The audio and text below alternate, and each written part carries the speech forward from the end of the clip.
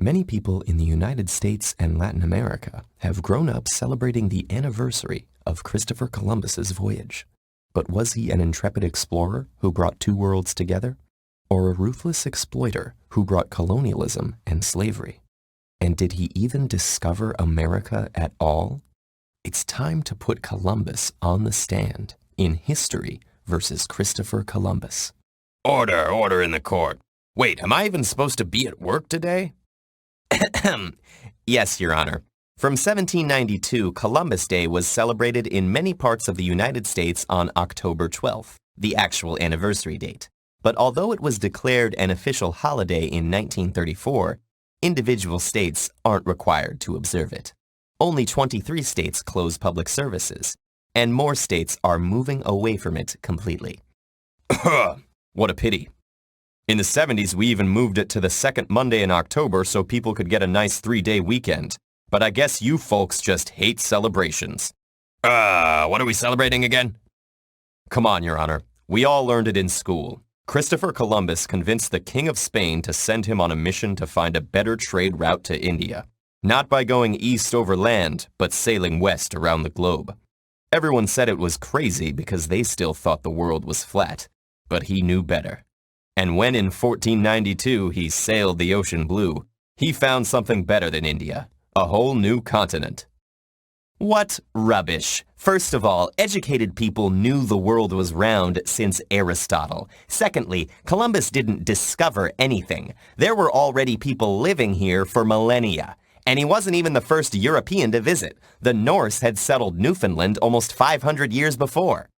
You don't say, so how come we're not all wearing those cow helmets? Actually, they didn't really wear those either. Who cares what some Vikings did way back when? Those settlements didn't last, but Columbus's did. And the news he brought back to Europe spread far and wide, inspiring all the explorers and settlers who came after. Without him, none of us would be here today.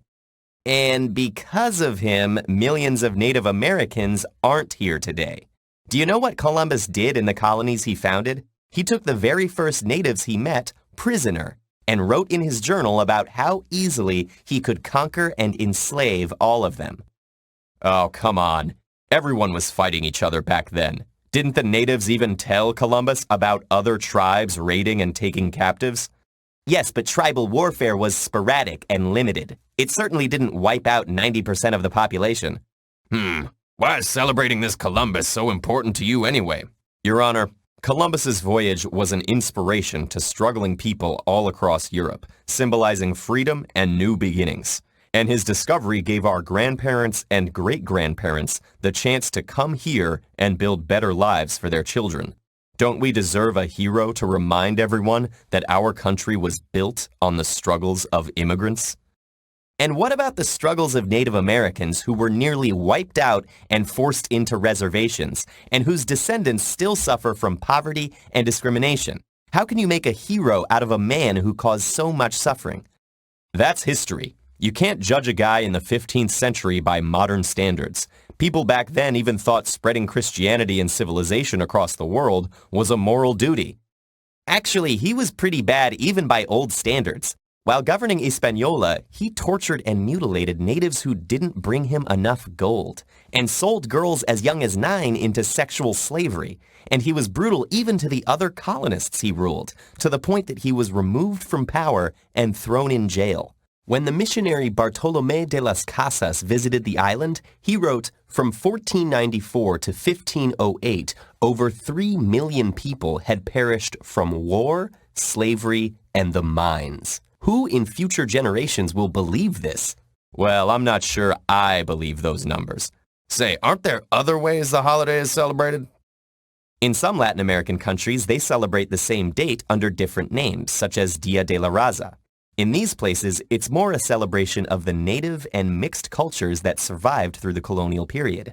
Some places in the U.S. have also renamed the holiday as Native American Day or Indigenous Peoples Day, and changed the celebrations accordingly.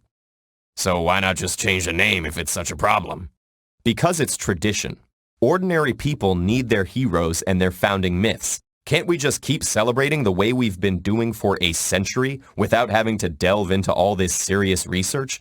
It's not like anyone is actually celebrating genocide.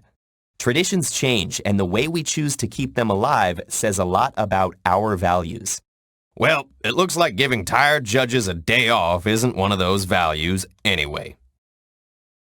Traditions and holidays are important to all cultures, but a hero in one era may become a villain in the next as our historical knowledge expands and our values evolve.